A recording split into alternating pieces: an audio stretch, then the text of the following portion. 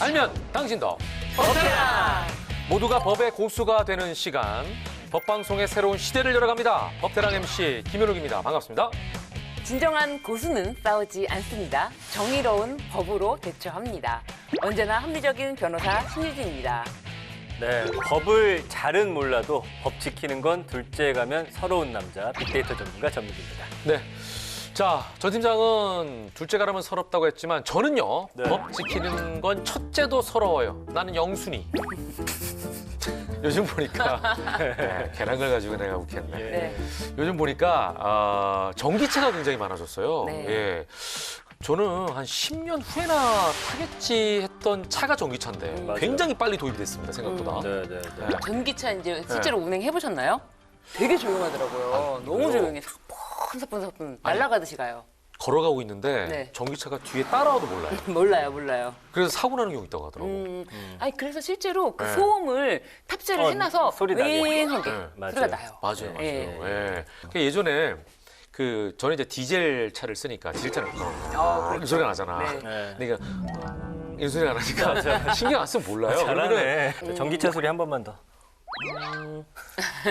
근데 혹시 그거 아세요? 전기차가 사실은 아주 오래 전부터 있었어요. 예? 100년 전부터. 아니 100년 전에 무슨 전기차가 있었어요? 아 실제로 그때 1890 몇 년도 그때 네. 개발이 됐는데 그때는 마차가 다니던 시기잖아요. 그래서 마차가 그렇게 이제 말똥 때문에 도로가 몸살이었다고 해요. 내연기관이 있는 뭐 우리 지금 흔히 쓰는 가솔린 네네네네네. 차들 이런 것들이 개발되기 전이어서 네. 전기차가 나오니까 그렇게 인기가 많았다고 해요. 맞아요. 네. 네. 1900년대는 전기차가 대세였대요. 네. 그래가지고 당시 전기차가 시속 한 30km 정도 되고 1905년에 그 미국의 네 바퀴 운송 수단 중에 4분의 1이 전기차였대요. 그래서 1900년에 미국은 약 4,000대 자동차를 만들었는데 네. 증기차가 한 40%. 네. 그다음에 전기차가 38%, 오. 그리고 가솔린 엔진차가 22%였다고 합니다. 야 전기차도 레트로네. 맞아요. 옛날 쓰던 걸 다시 돌려 쓰네요. 예, 예. 예. 30km면 되게 느린 것 같다는 생각이 드는데 아마 그 당시로 따지면 이 속도가 내연기관 자동차보다도 빨랐을 것 같은데요? 맞아요. 그 벤모 네. 회사가 네. 만든 자동차 있잖아요. 네. 1호차가 시속 16km였다고 하니까 이 정도면 꽤 빠른 거였구나. 우리가 그러네. 이제 짐작할 수가 있네요. 이야, 과거로 돌아간 것 같습니다. 요즘 속도도 60km 이상 올리기 쉽지 않아요. 예, 교통 체증 때문만이 아니라 과속 방지책으로 50, 60km CCTV 다 설치돼 있지 않습니까? 맞습니다. 30km가 진짜 좀 힘들죠. 네, 맞아요. 방지턱도 많고. 맞아요, 맞아요. 네네네. 맞아요, 맞아요. 자, 여기서 제가 돌발 퀴즈 네. 하나 내볼게요. 네. 맞춰보세요. 네. 만약에 건널목에 파란불이 있어요. 근데 사람이 하나도 없어. 그러면 우회전을 해도 될까요, 안 될까요? 바로. 아유, 뭐 제가 베스트 드라이버고 제가 경력이 지금 뭐 오래됐는데 네. 네. 파란불인데 사람이 없으면 눈치 보고 우회전할 수 있죠. 아니 나는 상황버스 가는데 네네네. 파란불이어도 우회전이니까 아. 사람이 없으니까. 저도 하는 편이에요. 아, 사실은. 하는데요? 예, 예. 근데 왠지 가면 안 될 것 같은 생각은 살짝 들긴 하잖아요. 직진이면 안 가죠. 아, 그렇구나. 왜냐면 거기 이제 사고도 네네네. 나고 뭐 이러니까. 그래서 도로교통법이 아예 개정안이 통과가 됐습니다. 뭐라고요? 그 내용에 따르면은 보행자가 횡단보도를 통행하고 있거나 통행하려고 하는 때에 일시 정지를 해야 한다. 이렇게 되어 있는데요. 사거리에서 우회전할 때 횡단보도에 사람이 건너는지를 반드시 확인하도록 했습니다. 지금은 보행자가 횡단보도를 통행하고 있을 때는 보행자의 횡단을 방해하거나 위험을 주지 않게 횡단보도 앞에서 일시 정지해야 된다라고만 되어 있거든요. 공포 후 6개월부터 시행이니까 아마 올해 하반기부터는 우선 멈춤 꼭 지키셔야 합니다. 그러네요. 사거리에서 우회전할 때 횡단보도에 사람이 건너는지를 반드시 확인해라. 네. 그 저는 없으면 가는데. 그런데 그 중요한 무조건 선언 거는 얘기예요 이게? 중요한 거는 파란불일 때만 그러면 제가 주의를 살피면 되겠지 그런 게 아니라 네. 빨간불일 때도 빨간불일 때도 사람이 급히 걷는 사람이 있을 수가 있으니까 반드시 일시 정지해라 이렇게 법안이 바뀐 거예요. 그러니까 이거는 네. 횡단보도가 있는 곳이면 그렇습니다. 네. 우회전을 한다. 네, 그러면은 무조건 사람이 건너는지 안 건너는지를 확인해라. 맞습니다. 라는 얘기니까 네. 운전자 주의무를 크게 확장시켰다고 볼 수 있네. 맞습니다. 올해부터는 횡단보도에서 네네네. 이렇게 꼭 서지 않고 예. 이제 뭐 사람들 사이로 갔다가는 보험료 할증도 감수를 해야 돼요. 그러니까 생명보험협회하고 손해보험협회 등이 1월 1일부터 보행자가 횡단보도를 건너고 있는데도 그냥 운전자가 일시정지증 그 보행자 보호 의무를 지키지 않아서 적발이 되면 2, 3회 걸리면 5%. 4회 이상 위반하면 10% 보험료를 할증한다고 합니다. 그리고 어린이 등 보호구역 내 뭐 과속이라든지 횡단보도 신호 무시가 적발이 되면 네네. 한 번만 어기더라도 보험료 5%, 네. 그리고 2회 이상 위반 시 보험료 10% 네. 각각 할증이 됩니다. 예. 그러니까 이게 우회전할 때 은근히 사고가 많이 나요. 맞습니다. 예. 그리고 이제 우회전은 우리 무의식 중에 이거는 뭐 편안하게 해도 된다라는 생각이 자리 잡고 있기 때문에 아파트 단지 내에 있는 주차장에서도 우회전하다가 이쪽에서 나온 차랑 부딪히는 경우도 있어요. 그 이제 특히 밤에 사람 없다고 생각하고 네. 멈추지 않고 그냥 돌다가 맞아요, 맞아요. 뛰어오는 사람이 맞아요. 이제 치는 경우가 예. 가장 많거든요. 예. 야, 이거는 이렇게 네. 하긴 해야 되겠다. 그래서 이제 도로교통공단 제가 통계를 보니까 2018년부터 2020년까지 우회전 차량 보행자 교통사고 사망 부상자가 총 13,362명. 이 중에 사망자가 212명이나 되거든요. 그래서 같은 기간 전체 보행 교통사고 사상자 중에 이게 한 10%나 되는 수치라고 하니까 네네. 이것만 우리가 잘 지키면 이 10%의 어떤 사고 막을 수가 있겠죠. 그래도 이제 이게 습관화 돼야 되니까 지금부터 우리 방송을 보신 분들은 미리부터 이제 연습해 보시는 게 좋을 것 같습니다. 그러니까 보행자를 살피면서 우회전하는 습관 꼭 들여보시기 바랍니다. 오늘의 법태랑 주제로 본격 들어가 보죠. 오늘 네. 주제 뭡니까? 자, 보행자 우선 이게 생명 존중 아니겠습니까? 당신의 생명과 재산을 지켜드려요입니다. 생명도 지키고 재산도 지키는 법? 와우, 너무 솔깃한 주제인데 과연 어떤 분이 이 이상적인 법안을 하나를 안고 오셨을까요? 그분이 누구냐면요. 바로 이분입니다.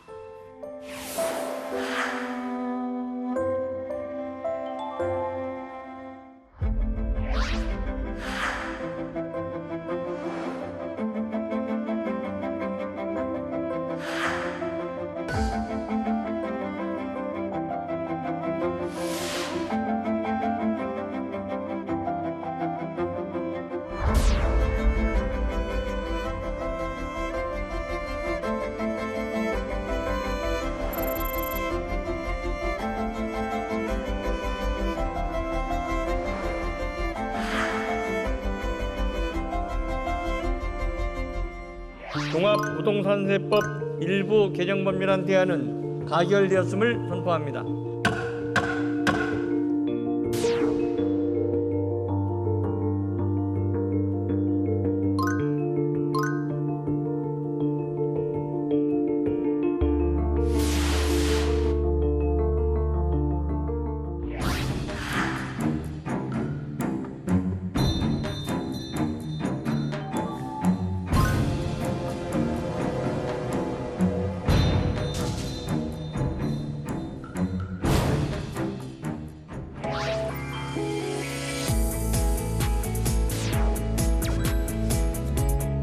종부세를 납부하는 납시자 수는 더 늘어났습니다.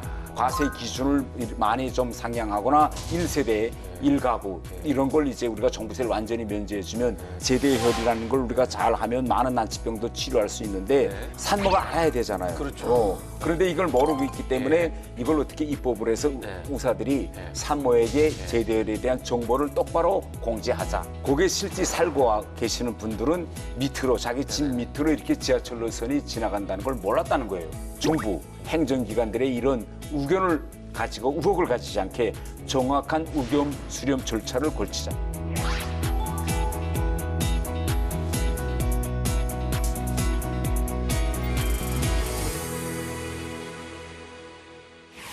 이분의 국회 입성은 한마디로 기적이라고 부릅니다.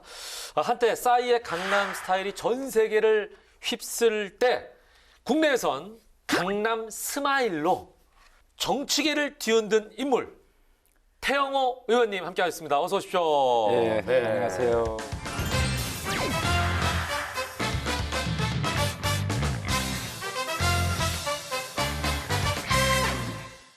태하. 태하. 아, 태하 이거 아니군요. 태하. 아, 태하 이거 느낌이 완전 다른데요? 팽하 모르세요? 팽하? 아니 그냥 강남 스마일로 사실은 네. 어떻게 보면 진짜 강남구에 진출하셨잖아요. 이 소개 마음에 드십니까? 글쎄요, 뭐 제가 뭐 저에 대한 별명이 너무 많아서 강남 스마일, 예. 뭐 태미넴, 뭐 해먹방, 뭐 아이고. 그 태민의 나나나나나 나나나나나 에미넴이잖아요. 래퍼. 네. 랩을 그럼 좀 한 소절 부탁드려도 될까요? 랩을 하세요? 아이 실제 저는 랩을 네. 지난 4.7 네. 보궐선거 때 처음 배웠어요. 와우. 그것도 그래요? 전 전혀 그거 할 줄도 몰랐는데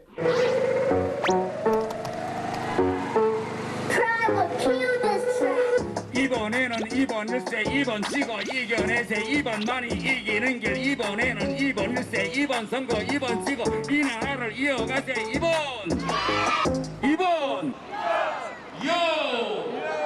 잘 보셨나요? 선거 때면 이제 우리가 아침 7시 출근길에 사거리에 나가서 예. 지하철 앞에서 마이크 들고 그렇죠, 그렇죠. 유세차에서 막 하잖아요. 근데 제가 하다 보니까 예. 아무리 마이크 들고 떠들어도 예. 지나가면서 보는 사람 하나도 없어요. 네. 알겠습니다. 그러면 의원님, 네. 예, 그냥 앞에 다 서론 빼시고요. 네. 새해 인사를 랩으로 부탁드립니다. 랩을요? 네, 새해 인사를. 이거 훌륭하신데 랩을 하려면 제가 보니까 우리 보좌진이 일단 이거 얼굴 표정을 본인이 망가뜨려야 돼요. 아, 맞아요. 그래서 이렇게 해야 돼요. 네. 네. 한번 해볼까요? 새해 인사 갑니다. 예. 22년 이민년에 흑호랑이 내려오네. 흑호랑이 기운으로 우리 모두 이겨내세. 이겨내세. 요. 진짜 랩이네요. 아, 리듬을 타시네요. 오늘 법대랑에 잘 오셨어요. 뭐 이렇게 하면 되는 거죠. 아, 네. 아, 잘하시네. 저희는 좀 옛날에 이분은 예능이십니다. 근데 아까 이제 소개하실 때도 봤지만 네. 태 의원님이 국회의원 되신 게 한마디로 기적이다. 네. 2016년에 한국에 오셔서 거의 4년 만에 국회의원이 되셨어요. 이런 거 유례 없는 일 같은데 또 의원- 북청석 마하십입니다. 저 골프에 비교한다면 네. 일본 홀에서 티했는데 네, 벌써 18번 지금 이에요? 아니 18번까지는 아니고 네. 9번 홀 그린에 올라와 있는 거예요. 그러니까 벌써? 내가 이거 벌써 언제 여기까지 왔지 하는 생각이 벌써 전반 다 하고. 네. 이야, 그냥 이렇게 빨리 지났구나, 느낌. 그러니까 이제 오실 때 정말 큰 이슈가 됐었죠. 왜냐하면 어쩔 수 없이 영국 주재 북한 대사관에서 서열 2위까지 맞아요, 하시고 그다음에 북한에서도 최고 엘리트로 네. 또 활동하시고 아내분께서도 이제 북한 성골 출신이고 네, 맞아요. 아마 계속해서 질문 받으셨겠지만 네. 그래도 또 처음 보시는 분들이 계실 거기 때문에 네, 왜 한국에 오게 되셨는지 한번 또 설명해 주시면 좋을 것 네. 같아요. 사실은 이게 맞죠? 저희가 알고 있는 게. 아이. 황장엽 씨라는 분도 오셨지만 네. 그분도 소열이 높지만 사실은 오셨던 분 중에서 대한민국에서 활동하는 분 중에는 지금 제일 고위이세요. 예. 그죠? 북한은 이제 그 신분사회입니다. 권명백하고요. 그러면 제가 선골 출신이냐 저는 북한에서 선골 출시라면 선골이라는 건 결국은 왕위에 오를 수 있는 가문인데 그거는 김씨 일가고 저는 진골도 아니고요. 한 두 품 정도 되는 계층이었다 이렇게 볼 수 있겠습니다. 예. 그렇군요. 그리고 이제 저는 좀 한국에 와서 많이 좋아졌잖아요. 국회의원도 되고. 네네. 그러나 이 대가로서 저희 형제들이나 친척 동료들은 대단히 많은 이제 불이익을 당했지 않습니까? 북한에 계시니까.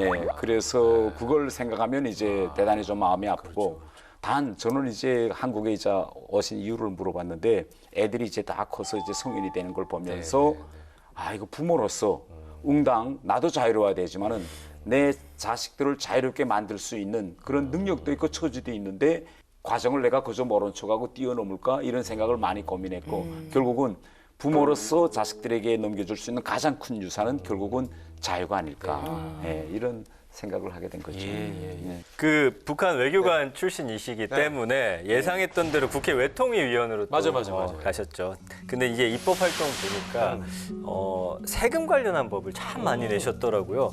특별한 이유가 있을까요, 의원님? 그러니까 이게 전문 분야는 아니시잖아요. 아 지금. 그러게요. 그죠? 저도 법정을 하셨으니까. 물론 제가 법은 이 통일융합법이라는 걸 했습니다. 법이긴 법이지만 남북한의 법 비교. 그런데 제가 이제 방금 뭐 재산, 부동산 뭐 이런 법을 많이 했다는데 제 지역구와 관련됩니다.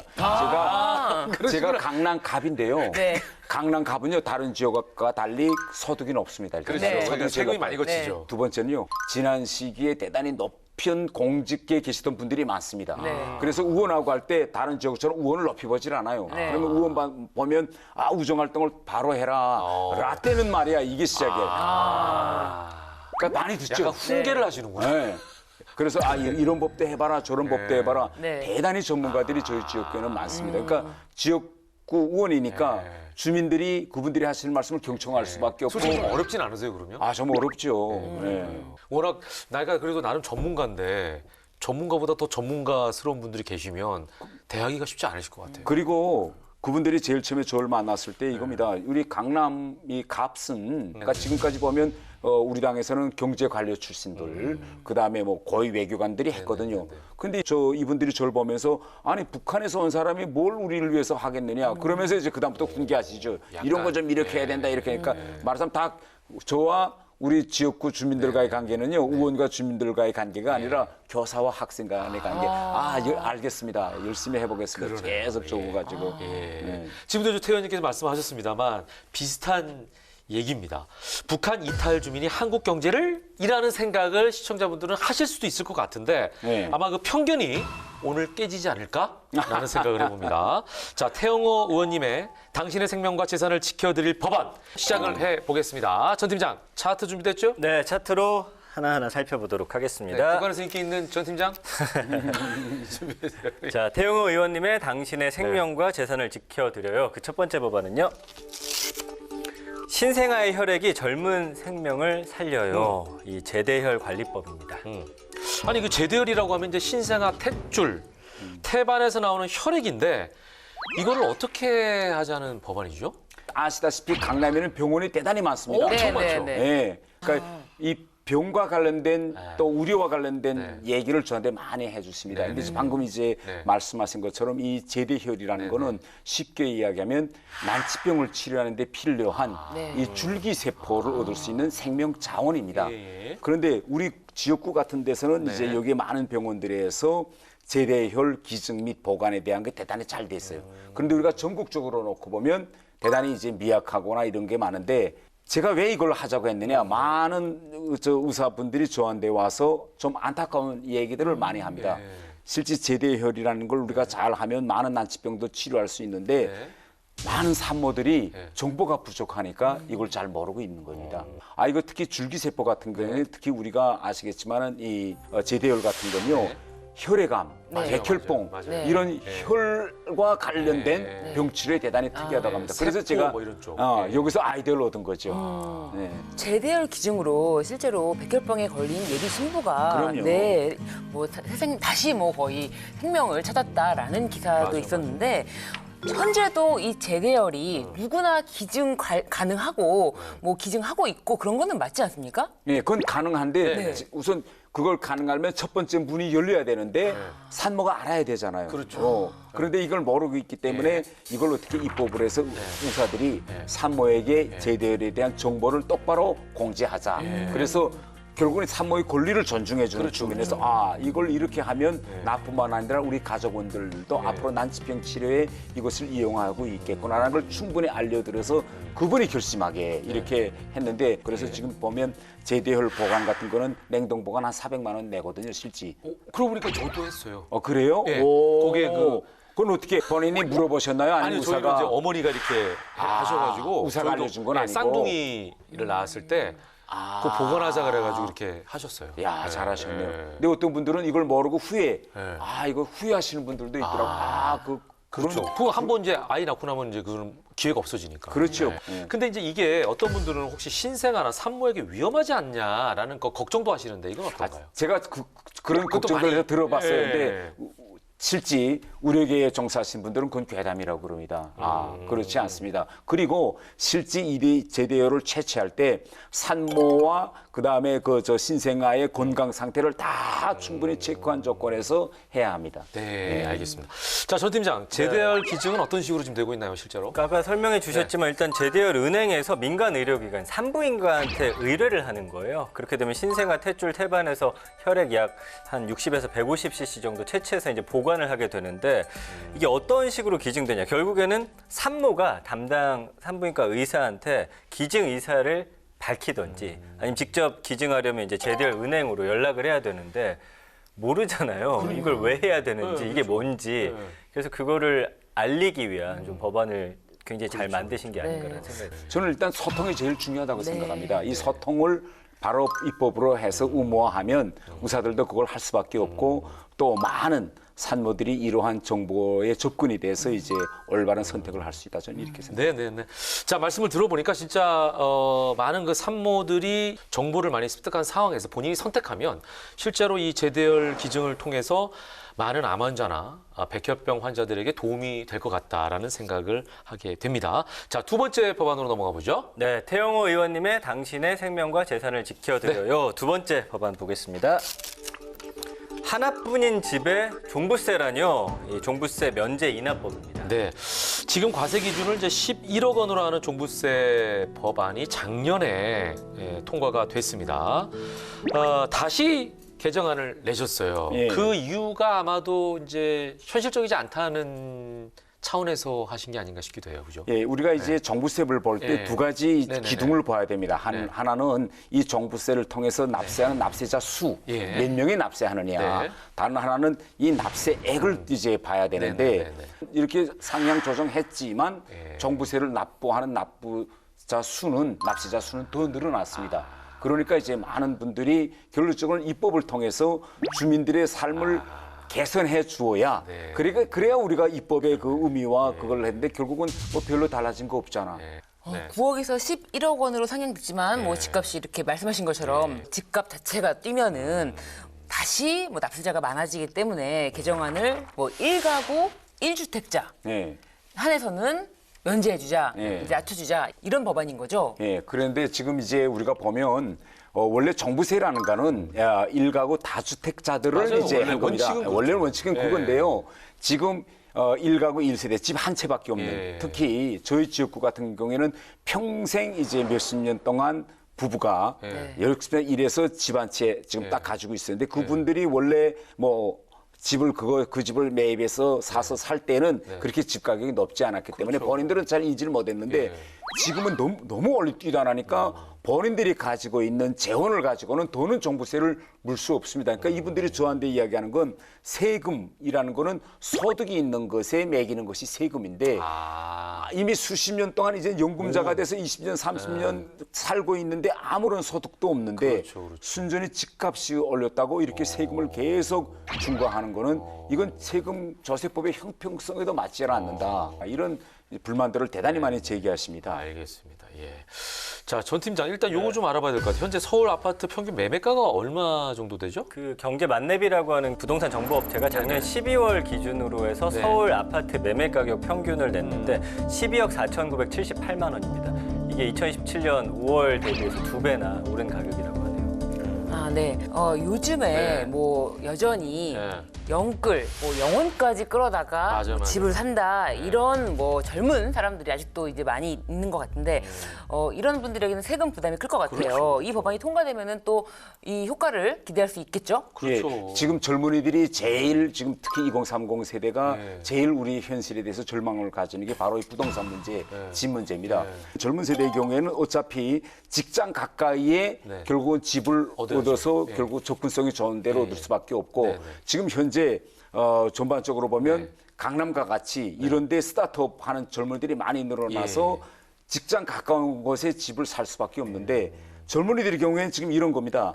대출을 받아서 진짜 연끌을 해서 집 한 채 샀어요. 그런데 집값이 오르는 이 상승폭하고 네네. 급여를 보면 급여는 겨우 오르지 않는 수평선을 달리고 있는데 집값은 지금 상승입니다. 수직으로. 계속 격차가 벌어나요. 그러니까 이걸 대출을 통해서 그러면 집을 유지하자 이렇게 되는데 대출도 지금 쉽지 않고요. 그래서 이렇게 과세 기준을 많이 좀 상향하거나 1세대, 1가구 이런 걸 이제 우리가 종부세를 완전히 면제해주면 자기 집 한 채 가지고 싶어하는 젊은이들한테는 저는 대단히 네. 꿈을 줄 수 있는 그런 일이 아닐까 이렇게 생각합니다. 부동산 문제가 우리나라 가장 큰 이슈 중에 하나이기 때문에 끊임없이 올해도 여러 가지 문제들이 제기가 될 것 같습니다. 아무쪼록 좋은 해결책을 통해서 빨리 안정화되길 기대해 보겠습니다. 자, 계속해서 세 번째 법안으로 넘어가 보죠. 네, 세 번째 법안 살펴보겠습니다.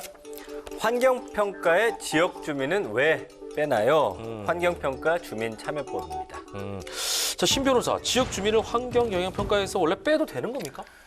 환경 영향 평가에서 지역 네. 주민 자체를 뺀다 이거는 불가능하고요. 의견 수렴하는 절차는 필수적으로 하도록 되어 있습니다. 근데 네. 이게 의견 수렴이라는 절차라는 것이지 네. 의견을 반드시 의견대로 따라야 한다는 것은 아니라는 것이라서 아마 이 부분을 좀 더 강화하시고자 하는 법안이 아닐까 싶은데 어떠신가요? 이거는 제가 그 선거 때 네. 제가 지금 한상 선거 유세인데 지역 주민들이 저한테 왔습니다. 예, 예. 태 의원이 국회의원 되면 이 문제는 해결될 그래서 뭐죠? 하고 물어보니까 저희 지역구 청담동 쪽으로 GTX-A, GTX-C 지하철이 이제 노선이 맞아. 이제 예, 지나갑니다. 예, 예. 그런데 이 분들이 저한테 와서 말씀하시는 게 뭐냐? 거기에 실제 살고 계시는 분들은 이 밑으로 자기 집 밑으로 이렇게 지하철 노선이 지나간다는 걸 몰랐다는 거예요. 그래서 이 문제를 가지고 국토부에 계속 항의도 하고 했지만 해결 안 된다. 그래서 제가 국회의원이 된 다음에 국토부 네. 그 공무원들하고 지역 주민들하고 공청회를 해보니까 정말 행정적으로 하자가 많았더라고요. 그러니까 주민들에게 알리지도 않고 거기다가 노선을 그래 제가 좀 이제 왜 하자니 알리지 않고라고 하면 안 돼요. 그러면 안 돼요. 그건 행정적으로 궁금한 거지 어떻게 모를 수가 있지? 네, 제 말 좀 들어보세요. 이런 걸 이제 원래 우리 법에 하면 국토부라든가 또 이제 지방자치단체 이런 데서 홈페이지를 통해서 이걸 알리게 돼 있는데 실제 다 홈페이지에 올렸어요. 올렸는데 우리가 한번 살아보세요. 우리가 국토부 홈페이지에 들어가 보셨어요? 안 가죠. 안 들어가잖아요. 맞습니다. 그러니까 이런 문제들이 제기된 거였습니다. 그래서 저는 어차피 주민들이 자기가 살고 있는 집 쪽으로 모이 지나간다라고 할 때는 주민의견제에서 정부, 행정기관들의 이런 의견을 가지고 의혹을 가지지 않게 정확한 의견 수렴 절차를 걸치자 해서 이 법을 좀 더 세분화하자 이렇게 생각하게 된 겁니다. 자, 신 변호사, 환경 영향 평가 제도를 시작한 지 꽤 오래되지 않았나요? 네, 맞습니다. 우리나라는 1977년 환경보전법을 제정하면서 동법 제5조의 사전협의라는 제목하에 환경에 영향을 미치는 이 사업의 계획을 수립하고자 하는 행정기관의 장은 미리 협의하여야 한다라고 규정이 되어 있습니다. 1993년에는요, 환경영향평가법을 별도로 제정해서 시행을 했고요. 1999년에는 환경, 교통, 재해 등에 관한 영향평가법으로 통합돼서 운영을 했는데요. 2008년에는 교통, 재해, 인구 영향 평가를 삭제하고 환경 영향 평가법으로 제정됨으로써 환경 영향 평가를 대폭 강화한 바가 있습니다. 그래서 이제 말씀해 주신 대로 이제 정비는 되어 왔는데 주민들이 잘 알 수 있게끔 바꾸자라는 것인데 그 방법에 대해서는 좀 다양한 것들을 좀 생각을 해 보셨나요? 예, 우선 가장 중요한 거는 주민들 본인에게 똑바로 공지를 하는 게 저는 제일 중요하다고 생각합니다. 일일이 따로. 예. 그래서 앞으로 이제 주민들에게 인터넷에도 올리고 문자도 보내고, 그러니까 주민들이 볼 수 있는 이제 일간지에 올리자 이런 것도 하고 여기서 이제 더 나아간다면 이제 환경 영화 평가라는 걸 할 때 이제 주민 설명이라는 걸 합니다. 네. 그런데 이 주민 설명에서도 이번에 보니까 대단히 큰 행정적 하자가 있었어요. 네. GTX 할 때. 지금 강남, 송파, 서초 이 지역으로 이제 지하철이 지나가는데 실제 주민 설명회에 누가 참가했느냐 보니까 문서상에는 3명이 참가했다. 그런데 그 3명은 아직까지 찾지를 못했어요. 그러니까 주민들의 이야기는 법률적으로는 주민 설명회라는 게 있지만 결국 참가한 사람이 누구냐, 없지 않느냐 이런 의혹을 끊임없이 제기하게 되어 있는 겁니다. 그래서 저는 앞으로 주민 설명회에 현지 주민들이 직접 그들의 의견을 반영할 수 있는 사람들이 진짜 참가해서 행정적으로도 충분한 주민 설명회 의견 수렴을 걸쳤다. 이런 걸 이제 저는 하자고 하는 거. 이렇게 하지 않으면 결국은 이런 법조항을 세분화하지 않으면 주민들 속에서 뭐라고 하냐. 행정기관이 수렴 절차를 거치지 않고 앞으로 모든 국가적인 공사를 획일적으로 할 것이다. 이런 이제 주민 불만이 있는 거죠. 자, 그러면 의원님 이렇게 해서 알렸어요. 네. 근데 이제 주민들이 이 환경 영향 평가에 동의하지 않으면 백지화 되는 건가요? 그러니까 이제 바로 그 문제입니다. 끊임없이 네네. 이제 주민들에게 알리고 가장 중요한 거는 행정이 귀를 열고 주민들의 의견이 비과학적일 수도 있는 겁니다. 그러면 실질적으로 이 사업을 해본 다른 데서의 사업을 통하면 사람들이 괴담만 듣다가 환경 전문가들이 와서 뭐 그렇지 않다. 어떤 데서는 뭐 집이 무너진다. 그러면 지질 전문가들이 나와서 여러분들이 살고 있는 집 안반대라든가 집안 형태는 절대 지하철이 지나간다고 해서 집이 안 무너진다. 과학적으로 밝혀주고 사례를 알려주면 주민들은 아 그러냐 하고 동의합니다. 그러니까 지금 말씀의 취지가 너무 이해가 됩니다. 그러니까 시간은 좀 걸리더라도 주민들의 의견을 잘 수렴해서 그 주민들의 불만 사항이 없도록 서로 원만하게 잘 해결하면서 일을 처리하자 네. 이런 말씀이신 것 같습니다. 그러면 이제 행복한 환경 조성이 되겠죠. 예. 자, 오늘 말씀은 너무 잘 들었습니다. 이 환경은 말이죠. 지금을 위해서가 아니라 이제 미래를 위한 거 아니겠습니까? 당장 저희 세대는 큰 문제가 없다고 하지만 다음 세대를 위해서 이런 제도들이 좀 잘 정비가 돼야 될 것 같아요. 네, 맞습니다. 보니까 의원님께서는 이제 미래 세대에 신경을 많이 쓰고 네네네. 계신데요. 몇 가지 제 눈에 네네. 포착된 법안들이 있습니다. 그 하나가 정보조직법 개정안입니다. 청년부 신설안인데 어떤 내용인가요?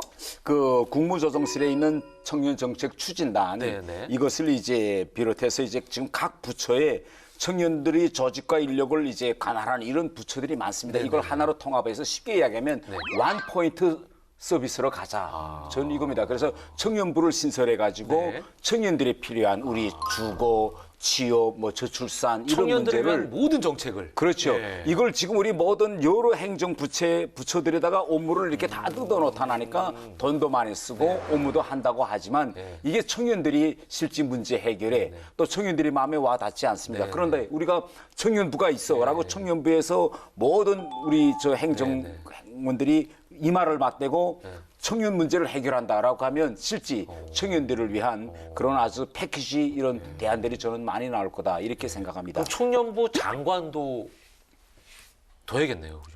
그럴 수 있죠. 아유, 나는 나이가 지났어. 이미 지났는데. 청년부 장관이 꼭 청년이라는 생각을 버리시고 도전하십시오. 네. 말씀하신 것 중에 청년 예산제 패키지 법안이 있는데 그 정부 예산에 있어서 청년에게 미치는 영향을 미리 분석하고 그 예산 집행에 대해서 이 평가하는 제도적 장치를 만들자는 법안인가요? 예. 지금 우리가 보면 이제 여러 정부 부처들에서 예산을 이제 책정해서 예산을 집행합니다. 그런데 이때 이 분야에서 뭘 한다라고 할 때 과연 미래 세대 청년들에게 어떤 영향을 줄 것인지 그들에게 혜택이 갈 것인지 아니면 그들에게 피해가 갈 것인지 이걸 종합적으로 지금 해야 되는데 이런 행정 절차나 과정이 없습니다. 그래서 청년 인지 예산제를 내와서 이걸 의무화해 놓으면 그 어떤 이제 예산을 쓰거나 무슨 새로운 조치를 정부가 강구할 때 미래 세대인 청년들에게 이것이 과연 필요한지 어떤 영향을 줄 건지 이걸 전면적으로 따져봐야 된다. 그래서 저는 청년 인지 예산제를 이제 저는 해야 된다. 이렇게 저는 생각하고 있습니다. 아니, 아까 그 처음에 말씀하신 걸 들어보면 지역구에 있는 그 어르신들 자주 이렇게 뵙고 대의원 뭐 이러면서 얘기가 들었는데 지금 저 청년에 관한 정책도 많이 연구 중이시잖아요. 그러면은 영호 형 뭐 이렇게 하는 청년들도 많이 만나시는 겁니까? 제가 지금까지 총 법안을 87개 법안을 받았는데 그중 8개는 제가 한 것이 아니에요. 아, 그래요? 제가 한 것이 아니고 저희 지역구 청년들과 우리 당 안에 있는 대학생 청년 국회 내선내만 이분들이 직접 했어요. 근데 제가 국회의원 됐을 때 제가 청년들하고 만나려고 이제 커피점에서 많은 이야기했는데 이 지금 청년들이 제일 처음에는 자기들도 법을 만들 수 있다라는 걸 잘 모르더라고. 그래서 야 그러면 내가 너희들 심정을 너희들이 더 잘 아니. 청년들이 직접 의원실에 와서 법안을 만들어라. 자기가 알고 있는 고충을. 그래서 태영호와 함께하는 입법 프로젝트 테이프라는 걸 만들었거든요. 그리고 컴퓨터도 의원님 뭘 말을 많이 만드시네요. 네, 컴퓨터를 이제 제 의원실에 갖다 둬놓고 놓으시고 만약 내가 이런 걸 해보고 싶다면 내가 직접 아무나 와서 컴퓨터에서 또 하려면 막으면 안 되니까 다 조사하고 입법 조사처하고 해야 돼. 이 과정을 해서 했는데 실질적으로 8개 법안을 청년들이 만들었고요. 그중에서 한 법안은 실제 통과됐습니다. 이게 일명 뭐 N번빵 법안 뭐 이런 건데 후에 국방위원회 대안으로 해서 지난해 12월 통과됐습니다. 그러니까 그 젊은이가 얼마나 기쁘겠어. 나도 이거 법을 만들어서 통과시킬 수 있다. 아, 태호님도 그걸 보시면서 엄청 보람 있었겠어요. 네, 우리 귀를 청년들에게 빌려주는 것도 중요하지만 청년들이 직접 와서 제 손으로 일할 수 있게 해주는 것도 저는 중요하다. 미래 정치인들이네요. 네. 예. 아유, 다양한 그런 도전을 하고 계십니다. 예. 요거 하나는 좀 여쭤볼게요. 외교관 출신이시잖아요. 네. 저희 항상 궁금했는데 영어는 뭐 기본적으로 하실 테고 네. 대체 몇 개 국어 정도로 하십니까? 저는요 실제 다른 나라 말은 영어와 중어밖에 모르고요. 일부 사람들이 그렇게 물어보면 네. 제가 4개 나라 말을 합니다. 그러면 왜요? 그러면 우선 제가 평양말 하고 서울말 하고 서울말 잘 못하지만 네, 영어를 하고 중어를 하고 뭐 이렇게 말합니다. 그러면 오늘 법태랑에 사기꾼이네. 나온 소감을 네. 편하신 언어로 한번 네. 편하시게 한번 말씀을 좀 부탁드릴게요. 서울말 말고 오늘 어떠셨는지. 서울말은 서울말, 아니까. 평양말 말고요. 제일 어려운 말이 평양말 어디예요? 좋아요. 예? 제일 어려운 말이 어떤 말이에요? 서울말이 제일 영어, 중국어보다 서울말이. 아니 그래도 소감을 한 말씀 해주시죠. 예. 그럼 영어와 중어로 예, 한마디 와우. 할까요? 예. Nice everyone. Happy New Year. 观众朋友们祝你新年愉快. 시에. 네. 역시 센스가 넘치네요. 자, 아무튼 남다른 이력을 갖고 계신 국회 대표 북한 전문가십니다. 태영 의원님과 함께 얘기를 나눠봤는데 아주 뭐 시간이 어떻게 흘렀는지 모를 것 같습니다. 앞으로의 의정활동 계획, 포부 남다르실 것 같아요. 마지막으로 좀 말씀해 주시죠. 예, 저는 그 북한에서 왔기 때문에 어떻게 남북의 이제 화해, 평화 이런 걸 위해서 제가 좀 특출한 걸 해볼 수 없을까 이런 걸 많이 생각하는데요. 그 일반 서민에 있을 땐 잘 몰랐는데 네네네. 국회의원이 돼서 이제 제도권 안에 들어오니까 많은 것이 보여요. 보이지 않던 것이. 예. 그래서 이제 제가 뭐 북한과의 남북 대화 같은 데 나가면 전 정말 잘할 것 같아요. 우리가 실제 남북 대화 해보면요. 네네네. 1시간, 2시간의 짧은 시간에 엄청난 일을 해야 되는데 그렇죠, 그렇죠. 언어가 어떤 말을 어떻게 이야기하니까 대자 중요하잖아요. 그러면 네네. 제가 만약 나간다면 어차피 다 제 상대방 그렇죠. 친구. 그러면 예. 그 친구들한테 예 이건 이런 거야 예. 하고 잘 설명해 줄 수 설명해서 있지. 오해하지 않도록 예. 또 북한 사람이 말하는 거 하면 그렇죠. 전 제각 들고 얘들이 왜 이렇게 얘기하는 그렇죠. 저는 금방 알리거든요. 그 느낌을 알죠. 제가 느낌을 예. 알거든요.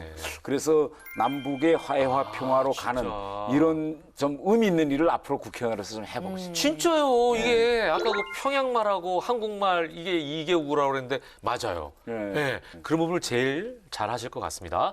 자, 태영호 TV도 운영하고 계십니다. 28만 명 이상의 구독자를 보유하고 계시더라고요. 아, 부러워.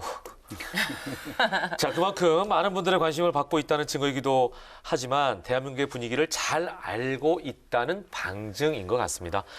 그 남다른 감각으로 국민들이 더 많이 웃을 수 있는 좋은 법안 많이 만들어 주시길 바라면서 저희는 여기서 보내드리겠습니다. 오늘 나와주셔서 고맙습니다. 예, 자주 불러주십시오. 태하! 태하.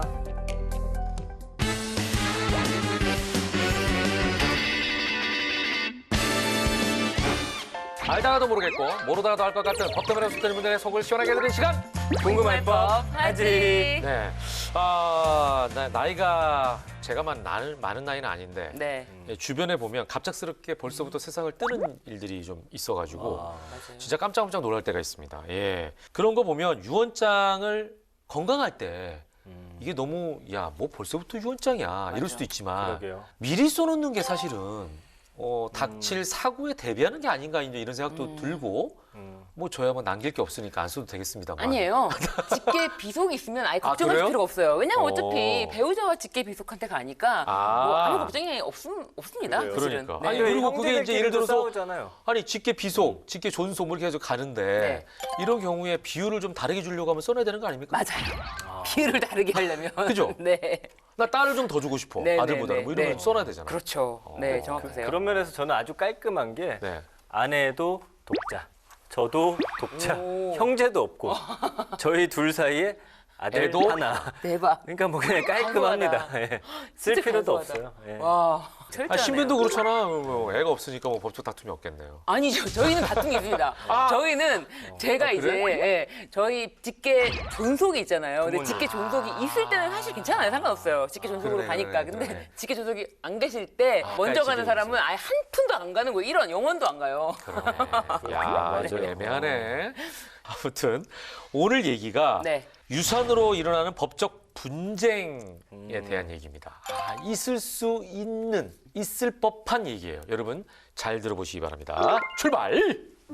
아우 자기야, 난 이혼 후에 다시 사랑 따위는 없을 줄 알았는데 나한테 당신처럼 멋있는 사람이 짠 나타나다니 너무 고마워. 난 너무 행복해. 노노노노노노노노 고맙다. 다른 말은 하지 마.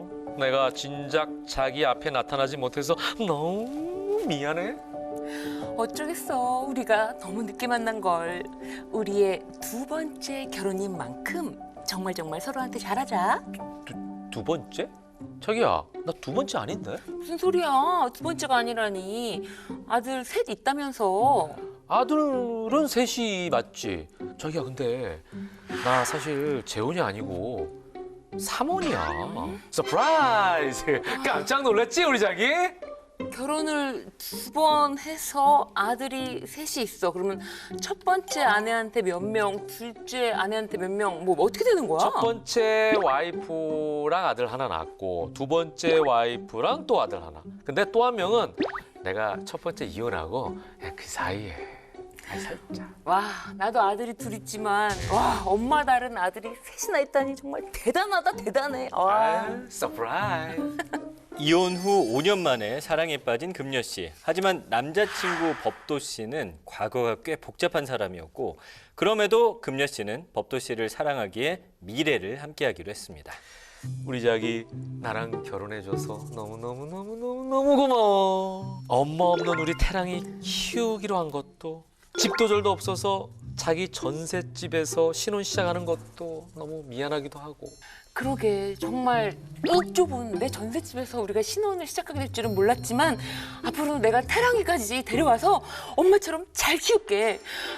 비록 우리 시어머니 때문에 내 애들 두 아들은 데리고 오지 못했지만 내 아들이라고 생각하고 잘 키울게, 여보. 고마워. 나도 태랑이랑 자기한테 잘할게. 우리 평생 행복하자, 자기야. 두 사람은 결국 결혼에 꼴이 나고 법도 씨가 첫 번째 이혼 후 얻은 아들을 함께 키우기로 합니다. 그렇게 16년이 흐른 어느 날 금녀 씨에게 고민이 하나 생겼습니다. 아이고 죽겠네. 아우 기침은 계속 나고. 이 몸이 왜 이렇게 힘든지 모르겠네. 여보, 매일 아파서 어떡해. 아니, 여보가 나보다 먼저 세상을 뜨면 아니, 이거 여보 명의로 해놓은 재산 어떻게 되는 거야? 내 친구가 그러던데 그렇게 되면은 재산이 내가 얼굴도 본 적 없는 자기의 전처의 아들들한테도 간다던데? 야, 뭐야? 재산 상속? 자기야, 너무한 거 아니냐? 나 아픈 이 상황에 나는 안 죽어. 아니, 진짜 아주 만약에 말이야, 진짜. 아니 그게 지금 걱정이라고 하는 거야? 자기 그런 여자였어? 이 재산 다 당신 명의로 해놨는데, 아니 그리고 집이랑 연금이 전부인데 나랑 태랑이는 어떡해? 아니 나한테 아들이 셋이나 있는 거 모르는 것도 아니고 말이야. 지금 그 재산이 아깝다는 거야? 정말 실망이다 내가. 나 죽겠네 진짜. 나 스트레스 때문에 더 머리가 아파. 이 경우 진짜 복잡하겠어요, 복잡하네요. 진짜. 야. 보니까 지금 전처 2명, 예. 엄마 다른 아들도 셋이나 있고 그러니까. 현재 와이프는 예. 금녀 씨고. 아이고. 저도 이제 예. 법대랑 1년 정도 하면서 네. 대충 각이 나오거든요. 이런 거 보면은. 네. 근데 이런 경우에는 재산 분배가 어떻게 그러니까. 되는지. 이 남자의 아이를 데려다 키우면서 금녀 씨의 그 작은 전셋집에서 시작해서 재산을 일구는 거예요. 그런데 또 명의는 또 다 남자 앞으로 해놨어. 왜 이렇게 있지? 이런 사람 진짜 천사네. 천사예요, 천사. 어떻게 이런 생각을 네, 했어, 네. 진짜. 아니 그런데 이런 경우에 갑자기 네. 법도 씨가 세상을 떠나면 정말 그 금녀 씨가 걱정하는 것처럼 남편 전처 아들들과 재산을 나눠 가져야 됩니까? 저는 법조인이다 보니까 당연하다라는 생각이 먼저 드는 거예요. 먼저는 들어요. 그러니까 근데 더 이상 어쨌든 이거는 진짜 그렇죠. 금녀 씨 입장에서는 네, 명의가 그 피상속인 사망자 앞으로 되어 있는 재산은 법정 상속인 앞으로 다 균등하게 나가야 되는 거 아니야라고 생각을 하는데 인간적으로 이게- 한번 생각해보세요, 인간적으로. 그러니까요. 게다가 만약에 잘 생각해 보면 만약에 이혼을 하게 되면은 금녀 씨가 죽기 직전이라도 이혼을 하면은 네. 이 재산의 반을 가져갈 수 있잖아요. 그렇죠. 근데 만약에 사망을 하게 되면은 자기는 못 가져가는 거예요. 못 가져가는 건 아니죠. 아니 왜냐면- 가져가는데 지금 아들이 셋이고 자기까지 하면 4, 4분의 1 가져가는 거야? 네, 아니요. 4분의 1이 아니고 1대1 1대 1.5예요. 그렇지, 그렇지. 그러니까 점으로 더 가져가지. 네, 0.5를 더 가져가니까 9분의 3을 가져가게 돼 있어요. 그러니까. 네. 이혼하면 반을 가져가는데. 네, 그러니까요. 이게 현실적으로는 문제가 되겠구나 하는 생각이 들더라고요. 그래서 이 상속 순위가 법적으로는 민법 천조에 규정이 되어 있습니다. 1순위는 직계 비속, 2순위는 직계 존속, 배우자는 직계 존속 또는 비속. 1, 2순위와 동순이에요. 배우자는 동순입니다. 9분의 그럴 수 3. 있겠어. 왜냐면 네. 두 아들은 맞아요. 자기가 키운 것도 아니고. 네. 그리고 이제 금녀 씨 전세 자금으로 신혼 네. 시작해서 집도 샀고 했단 말이에요. 네. 근데 이제 9분의 3밖에 못 가져간다. 좀 불공정한 거 아닌가라는 생각도 들고 이거는 법도씨가 유언장을 미리 써가지고 그 나눠주는 양을 좀 아내한테 좀 많이 줘야 되지 않을까 그런 생각이 드는데요. 아니 근데 이게 아까 보니까 법도시 태도가 유언을 안 할 것 같아요. 그죠? 버럭 화를 냈잖아요. 네. 예.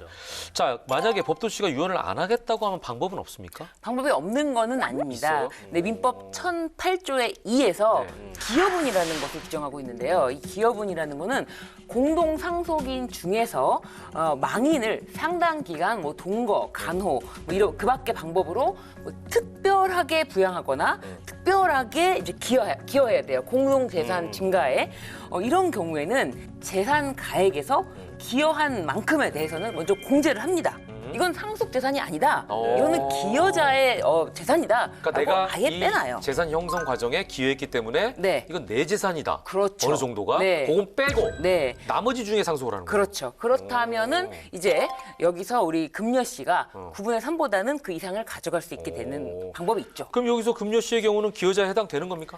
금융 씨의 경우에는 맞벌이도 당연히 이제 특별한 기여를 인정할 수 있는 요소가 있는데 첫 번째 말씀하신 것처럼 맞벌이. 네. 그러니까 공동 재산을 형성하는데 특별히 기여한 거예요. 이거는 그러니까 아예 상속 재산이라고 볼 수가 없다. 특별한 기여를 했기 때문에 이 기여도는 상속 재산에서 빠진다라고 할 수가 있어요.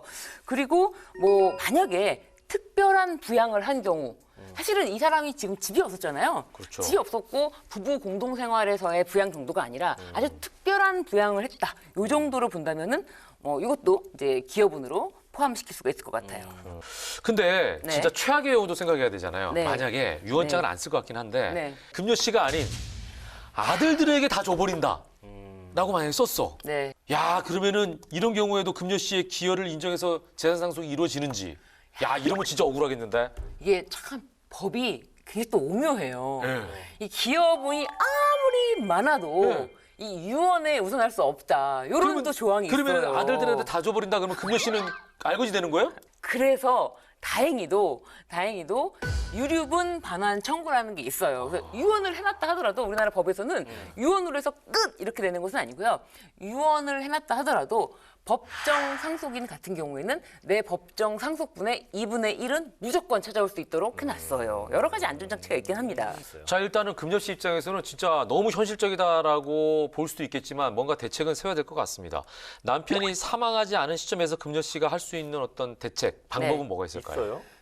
사실 네. 이제 남편도 자신을 평생 그렇게 같이 함께 생활을 했고 재산도 같이 일군 건데 맞아요. 이럴 때 갑자기 이제 다른 아들들 여태까지 만나지 않고 교류하지 않았던 아들들에게 줄 것이 아니라 네. 금녀 씨에게 주도록 그럼. 유언장을 작성하도록 하는 것이 제일 좋겠지만 만약에 유언장을 작성하는 것도 좀 뭐 그렇다 그러면은 지금에 와서라도 공동 명의로 좀 변경을 해두면은 좀 낫겠다. 재산을. 네, 공동 명의. 그러네. 그건 이제 좀 어떻게 보면 그러면- 리즈너블한 요구죠. 그렇죠. 네. 금녀 씨가 이제 같이 소송한 재산은 만들었으니까. 금녀 씨 앞으로 바꿔두는 게 좋겠다. 그러네. 하는 조언을 그건 해줄 드릴게요. 수 있잖아, 여보. 네. 이렇게 해가지고 하는 네, 거죠. 그렇죠. 예. 야, 내가 보니까 신변이 그 어느 때보다도 굉장히 자세하게 이걸 잘 알고 있네요. 보니까 상속에 관심이 많아. 누구 이거 상담을 많이 했거나 본인이 여기에 관심이 많은 거예요. 상속 사건 몇 번 해봤는데 그게 진짜 형제들끼리잖아요. 그러니까. 형제들끼리 싸우면 정말 지칩니다. 아유, 지쳐요. 형제도 있고 정도 있고 이 가족이란 게 있잖아요. 서로 좀 양보하고 타협하는 선에서 이렇게 하는 게 좋지 않을까 이런 생각을 해봅니다. 모르죠. 저도 아직 상속을 안 받아봤으니까. 근데 그렇게 그냥 좋게 인간 사는 세상 만들어가면 어떨까 싶네요. 자, 최근에 문자가 진짜 많이 오는데요. 저한테 이런 문자가 옵니다. 땡땡은행 금리 인하 요구권 안내. 신용 좀 좋아졌나 봐요. 이게 그거잖아요. 대출 이자 좀 깎아달라고 요구할 수 있는 거. 그러니까 제가 또 이제 신용 관리를 잘하죠. 왜? 대출을 많이 쓰거든요. 네. 잘 갚고. 금리나 요구권 이거 모르는 분들이 많잖아요. 네, 많으실 거예요. 이 금리 인하권이라는 말 그대로 내 신용도에 긍정적인 영향을 미치는 사안이 발생하면은 은행에 대출 이자를 인하해달라 이렇게 요구할 수 있는 권리인데요. 2002년도부터 금융권에서 자율적으로 하던 건데 2019년도에 법제화가 됐습니다. 그런데 생각보다 이 아는 사람이 많지가 않습니다. 그래서 올해부터는 금리 인하 요구권이 표준화돼서 신청 요건이 딱 규정이 되는 것입니다. 이런 거는 은행에서 친절하게 안 알려주거든요. 맞아요. 왜냐면 자기들은 손해인데 뭐하러 일부러 알려주겠습니까? 우리는 보통 이제 대출 이자 내리려고 우대금리 받으려고 급여 통장도 바꾸고 적금도 새로 만들고 난리 하지 않습니까? 네. 근데 이제 쉬워지는 건가요? 그렇죠. 이제 금융위에서 네. 이게 금리 인하 요구권 적용 대상자한테 그 대출 기간 중 연 2회 이거를 이제 정기적으로 주요 사항을 안내하겠다 이렇게 밝혔고요. 뭐 취업한다든지 아니면 승진한다든지 그다음에 재산이 증가한다든지 개인 신용 평가 점수가 상승한다든지 이렇게 신용 상태가 개선이 됐다라고 한다면 주민등록증, 그다음에 사업자 등록증, 법인 인감 이게 실명 확인 서류 챙겨서 영업정을 방문해서 상담받을 수 있게 되고요. 네. 금리 인하 신청 요건 표준안에 따르면 그 소득 재산 증가, 신용도 상승 외에도 그 우수 고객에 선정된다든지 그 기타 은행이 자체적으로 정하는 사항에 따라서 금리 인하 요구권 신청 대상에 포함될 수 있습니다. 그리고 가장 중요한 것은 금융사는 이 신청일로부터 10영업일 이내에 수용 여부와 사유를 신청자에게 알려야 하는데요. 정당한 사유 없이 거절하거나 지연하면 불공정 영업 행위로 과징금, 과태료 부과 대상이 됩니다. 금리 변경 약정을 체결하면은 네네. 약정 시부터 내려간 금리가 적용되고요. 네, 또 지난해 12월 9일에 신용협동조합법이 개정안이 통과됐습니다. 그래서 상호 금융권에서도 금리 인하 요구권 행사가 가능해졌습니다. 네. 아주 이런 정보들은 꿀팁이잖아요. 꿀정보. 네. 법이 어려운데 뭐 좀 모르면 어때? 법 없이도 난 잘 살아. 라고 하시는 분들 계시죠? 아닙니다. 이렇게 알아두면 득이 되는 법들이 정말 많습니다. 다음 시간에도 여러분들에게 독은 싹 빼드리고 득이 되는 그런 법을 그득 안고 돌아오겠습니다. 본방사수 거듭 부탁드리면서 외치면서 마무리하겠습니다. 알면 당신도 법테란!